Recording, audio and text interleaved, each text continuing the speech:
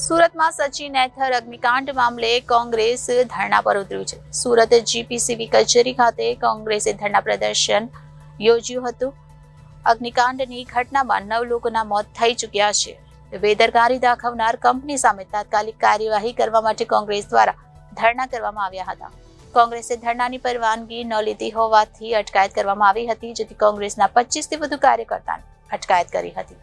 સુરતના સચિન વિસ્તારમાં જીઆઈડીસીમાં કેમિકલ બનાવતી એથર ઇન્ડસ્ટ્રીઝમાં ભીષણ આગ લાગી હતી, જે આગ 24 કલાક બાદ કાબૂમાં આવી હતી. બાદમાં અંદર સર્ચ કરતા 7 કામદારના ભડથું થયેલા હાડપિંજર મળી આવતા અરેરાટી વ્યાપી ગઈ હતી.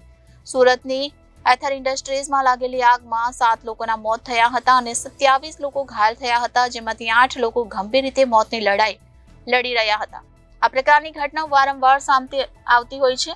સુરતને ઇન્ડસ્ટ્રીયલ હબ માનવામાં આવે છે, જ્યાંથી ઘણા બધા પરપ્રાંતીય લોકો કામ અર્થે સુરતમાં આવતા હોય છે, પરંતુ અહીં સુરક્ષાને લગતી કોઈ પણ પ્રકારની સુવિધા નથી અને વધુમાં રાજ્ય સરકારના અધિકારીઓ પ્રાથમિક તપાસમાં કંપની પર લાદવામાં આવેલા નિયમોને ક્લીન ચીટ આપી રહ્યા છે.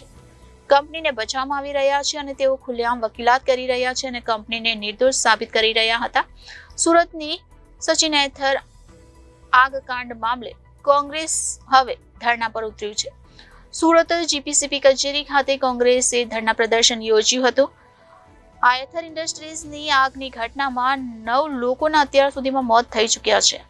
તેમ છતાં બેદરકારી દાખવનાર કંપની સામે કોઈ કાર્યવાહી કરવામાં નથી આવી, જેથી કંપની સામે તાત્કાલિક કાર્યવાહી કરવા માટે કોંગ્રેસ દ્વારા ધરણા કરવામાં આવ્યા હતા. કોંગ્રેસે ધરણાની પરવાનગી ન લીધી હોવાથી અટકાયત કરવામાં આવી હતી, જેથી કોંગ્રેસના 25 થી વધુ કાર્યકર્તાની અટકાયત કરી વધુ તપાસ હાથ ધરી છે. Reporter Arvind Rathod, Janadesh news, Surat.